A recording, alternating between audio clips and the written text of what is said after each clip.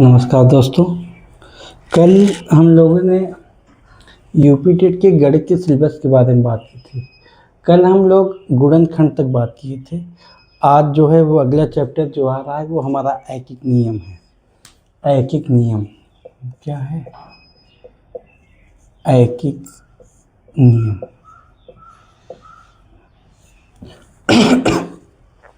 ऐकिक नियम उसको कहते हैं जो कि हम लोग अगर कोई भी प्रश्न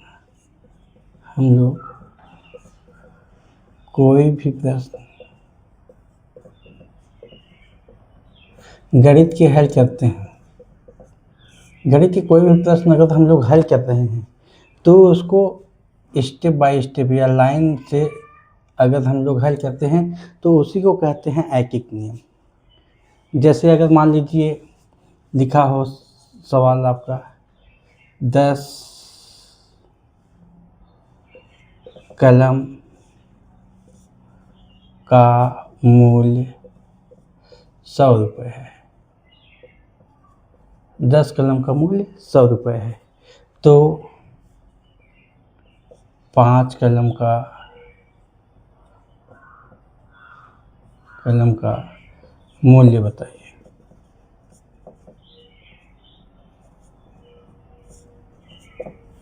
तो अगर हम लोग ऐसे हल करेंगे ऐकिक नियम से तो इसको हल करने के लिए ऐसे किया जाएगा।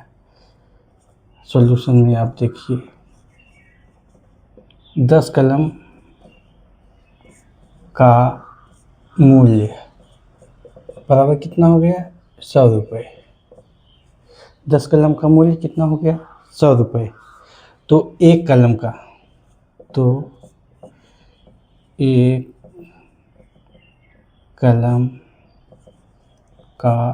मूल्य बराबर क्या हो जाएगा? 100/10 बराबर आ जाएगा हमारा 10 रुपये। एक कलम का मूल्य कितना आ गया? 10 रुपये। तो ऐसे ही 5 कलम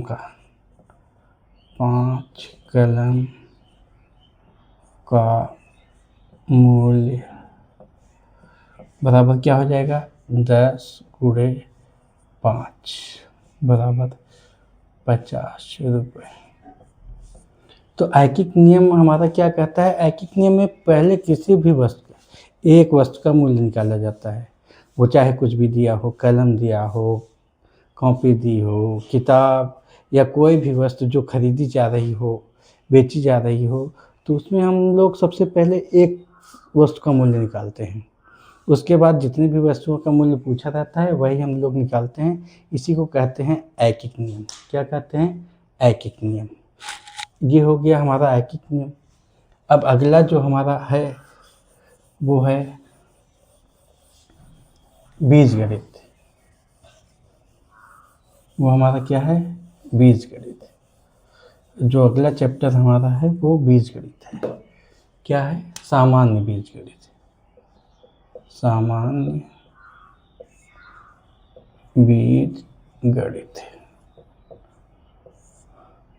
दूसरा सामान्य बीजगणित में आप लोगों को कुछ फार्मूला हैं उसको तो पहले एकदम याद कर लेना है, रख लेना है। सवाल उसी पे आते हैं। वो फार्मूला कौन कौन से हैं? जैसे a + b का होल स्क्वायर बराबर क्या होता है? a² + b² + 2ab। दूसरा आपका हो गया a - b का होल स्क्वायर। ये हो जाएगा a² + b² - 2ab। तीसरा आपका ये दो हो गए होल स्क्वायर के। तीसरा आपका होल क्यूब a + b का होल क्यूब। ये क्या हो जाएगा? a⁻³ धन b⁻³ धन 3ab ब्रैकेट में a + b। ये हो गया हमारा a धन b का होल क्यूब। अगला चौथा a - b का होल क्यूब। ये हो जाएगा हमारा a⁻³ minus b⁻³ minus 3ab bracket में a - b। सवाल अक्सर इन्हीं पे पूछे जाते हैं। एक फार्मूला है जो सबसे ज़्यादा आवश्यक है, वो है हमारा 5वां a घाते 2 माइनस b घाते 2। जब हम लोग इसको हल करेंगे तो ये आएगा a प्लस बी और a माइनस बी। ये 5 फार्मूला हैं जो आपको सामान्य बीजगणित में याद होना चाहिए। सवाल इसी पे आते हैं। सबसे ज़्यादा ज़रूरी ये है, आपको इसको एकदम याद करके रखना है। और सवाल इस पे कैसे बनते हैं, जो और सवाल बनते हैं वो कैसे बनते हैं आप लोग देखिए।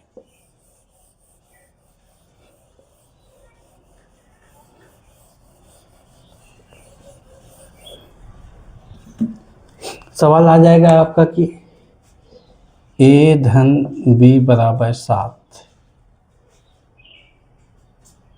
और ab बराबर 10। पूछ लेगा हमारा कि a घाते 2 धन b घाते 2 का मान। तो आप लोग कैसे इसको करेंगे देखिए। ये है a धन b का होल स्क्वायर और यहाँ a धन b बराबर कितना दिया है 7। तो यहाँ हम लोग रखेंगे 7 घाते 2 बराबर क्या हो जाएगा a घाते 2 धन b घाते 2 धन 2। ab को हम लोग लिख सकते हैं a गुणे b और 2ab को हम लोग क्या लिख सकते हैं 2 गुणे ab का मान क्या है 10। हम लोग इसको 2ab को क्या लिख सकते हैं 2 गुणे ab या फिर इसको लिख सकते हैं 2 गुणे a गुणे b, ऐसे लिख सकते हैं। तो अब हम लोग हल कर लेंगे इसको। 7 की घात 2 यानी कि 7 गुणे 7 बराबर a घाते 2 धन b घाते 2 धन 2 दहामा 20 2 दहामा 20। अब मान हमको किसका पूछा है इसका, तो इसको हम इसी तरफ रहने देते हैं। 20 इधर प्लस में है, इसको ले आएंगे इधर 7 सते 49 माइनस 20 इधर प्लस में था, इधर ले आए हम लोग माइनस में हो गया बराबर a घाते 2 धन b घाते 2। अब 49 में 20 घटा देंगे हम लोग तो आ जाएगा 29 बराबर क्या हो जाएगा a घाते 2 धन b घाते 2। यही हमारा इसका मान आ गया है। तो a घाते 2 धन b घाते 2 का मान कितना आ गया 29।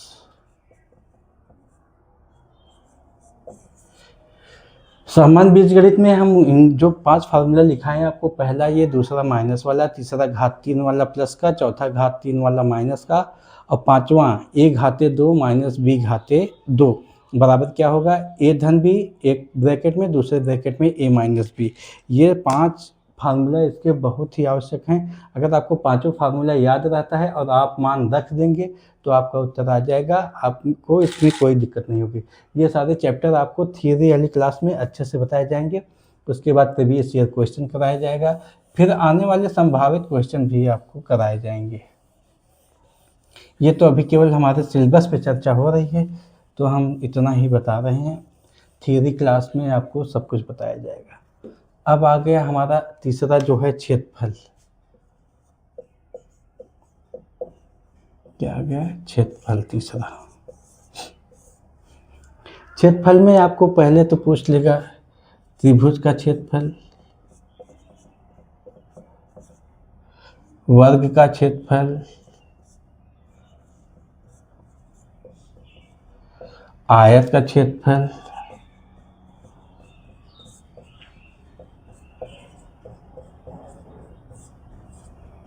और अगर कठिन करना चाहेगा तो 4 दीवारों को दे देगा।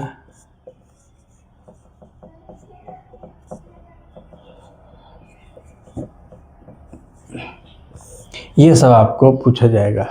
इसी में जैसे वर्ग का दे दिया, आयत का दे दिया, आपको उसी तरीके से बता देगा कि एक खेत है जिसकी लंबाई 10 चौड़ाई 4 है, तो उसका क्षेत्रफल बताइए। तो आप लोगों को थ्योरी वाली क्लास में इन सब पे सारे फार्मूले बताए जाएंगे, फार्मूले का डेरिवेशन किया जाएगा, उसके साथ साथ आपको इसके फार्मूले को याद भी कराया जाएगा। ये सारी चीज़ें आपको हम थियरी वाले क्लासेस में बताएंगे। अभी बस केवल इतना ही जान लीजिए कि क्षेत्रफल में क्या क्या रहेगा। अब आगे हम लोग चलते हैं हमारा चौथा चैप्टर।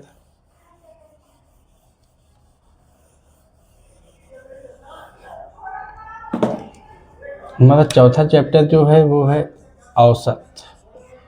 क्या है? औसत। औसत का मतलब ये है कि कोई भी चीज़ हो, अगर 4, 6, 10 लोग हैं, 2 लोग हैं, 5 लोग हैं, सबको बराबर बराबर मिले। सबको कैसा मिले? बराबर बराबर मिले, तो उसी को हम लोग औसत कहते हैं। मान लीजिए जैसे 2 लोग हैं, 2 लोग, एक लोग के पास 6 रुपए है और एक लोगों के पास 4 रुपए है, तो कहा जाएगा कि इसका औसत निकालिए। क्या निकालिए? औसत।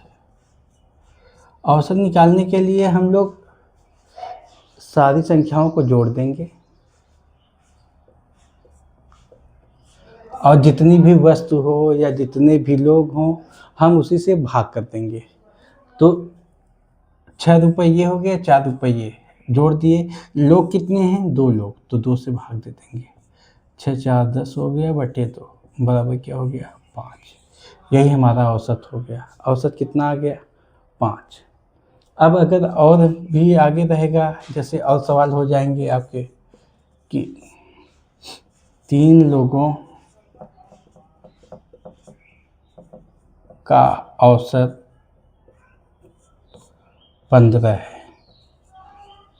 3 लोगों का औसत कितना है? 15 है। अगर एक लोग के पास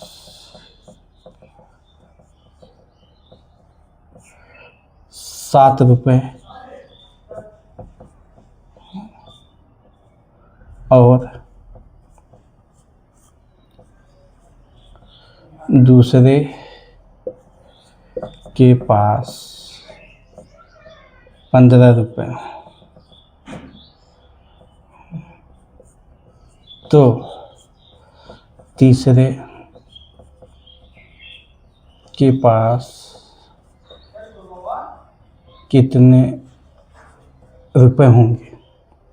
कितने रुपए होंगे? तो हम लोग जानते हैं कि एक लोगों के पास 7 रुपये हो गए, एक लोगों के पास 15 रुपये। 2 लोगों के पास मिला के कितने रुपए हो गए? 22 रुपये। अब हम लोग तीसरे लोगों के पास कितने रुपए हैं उसको पता करने के लिए हम लोग क्या करेंगे? तो तीनों लोगों का औसत कितना है? 15 है। यानी कि तीनों लोगों को कितना कितना मिला है? 15 15। कितना मिला है? 15 15। तो 15 एक लोग को, 15 2 लोगों को, 15 3 लोगों को, तो 15 3 कितना हो गया? 45। कितना हो गया? 45। यानी कि तीनों लोगों के पास मिला के कितना है? 45। कितना है? 45। अब देखिए 2 लोगों के पास मिला के कितना है? 15 एक लोगों के पास है, एक लोगों के पास 7, तो 15 7 कितने हो गए? 22। 2 लोगों के पास कुल मिला के कितने हैं? 22। और पूरा मिला के कितना आ रहा है? 45। तो 45 में से हम लोग 22 घटा देंगे, क्या आ जाएगा आपका? 23। यानी कि तीसरे लोगों के पास कितना है? 23। कितने रुपए आ गए? 23। तो ऐसे ही हम लोग औसत में पढ़ेंगे कि कभी कभार आ जाता है कि एक खिलाड़ी अपने 9 पारियों में इतना रन बनाता है, 10 पारियों को मिला के उसके पास रनों का औसत इतना है, तो 10वीं पारी में कितना रन बनाया। इस तरीके से आपके सवाल औसत में आते हैं। तो हम लोग इसको थियरी वाली क्लास में भी देखेंगे अच्छे से और प्रीवियस ईयर प्रैक्टिस भी कराएंगे। उसके साथ साथ संभावित क्वेश्चन जो इससे एग्जाम में बन सकते हैं वो भी पढ़ाए जाएंगे। तो ये था हमारा औसत। अब हम लोग आ जाएंगे आयतन। आयतन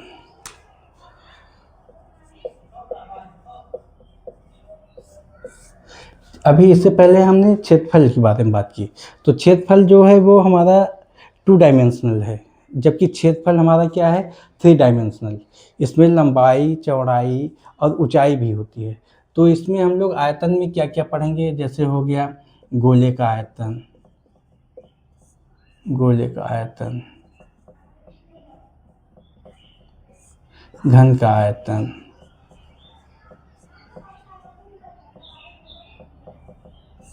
शंकु का आयतन,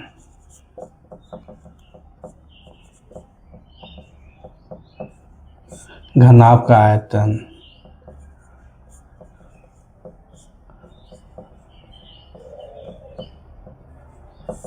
ये सारी चीज़ें हम लोग किस में पढ़ेंगे? आयतन में। बस इतना आप लोग याद रखिए कि क्षेत्रफल जो है वो 2 डायमेंशनल है और आयतन जो है वो 3 डायमेंशनल है।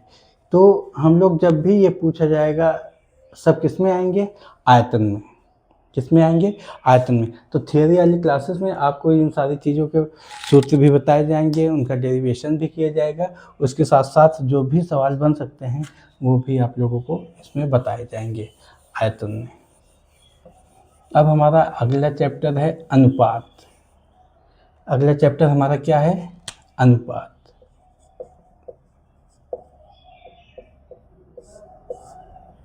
साधारण शब्दों में अगर आप समझिए तो अनुपात का मतलब होता है बटा। क्या होता है? अनुपात का मतलब बटा होता है। और अनुपात का चिन्ह क्या है? ये अनुपात का चिन्ह क्या है? 2 बिंदी। अगर एक बिंदी ऊपर एक बिंदी नीचे हो तो उसको हम लोग कहते हैं अनुपात। अब अगर मान लीजिए जैसे दिया हो 2:4, तो ये अनुपात का चिन्ह हो गया हमारा। ये क्या है? अनुपात। क्या है? अनुपात। और इसको हम लोग लिखेंगे तो 2 पहले है, 2 ऊपर हो जाएगा और अनुपात मतलब बटा, ये 2:4। क्या हो गया? 2:4। इसमें सवाल ऐसे बन सकते हैं कि A/B बराबर 2:3 और B/C बराबर 4:5। तो A/B/C का मान क्या होगा? अनुपात में ऐसे सवाल बन सकते हैं। या कहा जाएगा कि 2 लोगों के पास कुछ रुपए हैं, उनके रुपयों का अनुपात 3:4 है या 6:10 है, तो दोनों को मिला के कितने रुपए होंगे? या ऐसे सवाल बन सकते हैं कि पिता और पुत्र का उम्र का अनुपात कुछ है, तो उन दोनों के उम्र में कितना अंतर है, या उन दोनों के उम्र का योग क्या है? ये सारी चीज़ें आप किस में पाएंगे? अनुपात में पाएंगे। ठीक है, तो अनुपात वाले सवाल आपको सारी बताए जाएंगे और उस पर प्रैक्टिस भी कराया जाएगा। जो संभावित क्वेश्चन बन सकते हैं परीक्षा में वो सब भी हल कराए जाएंगे। अब अगला चैप्टर हमारा क्या है? सर्वसंख्याएं। क्या है? सर्वसंख्याएं। सर्वसंख्याएं। सर्वसंख्याएं से पहले आप लोग जान लीजिए समीकरण।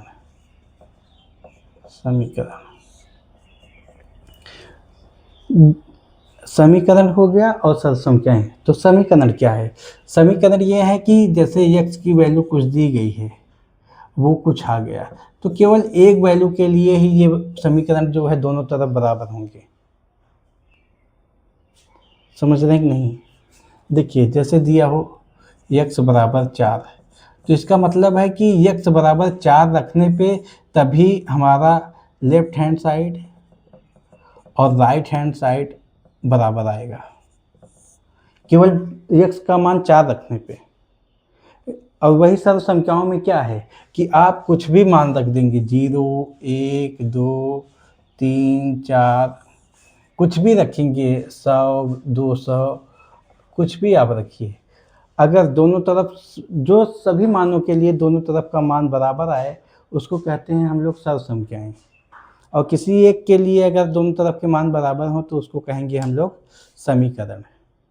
तो समझ में आया कि नहीं? सर्व संख्या, सर्व मतलब सभी, संख्याएं मतलब समान, जो सभी मानों के लिए समान होंगे दोनों तरफ, लेफ्ट हैंड साइड उसका और राइट हैंड साइड।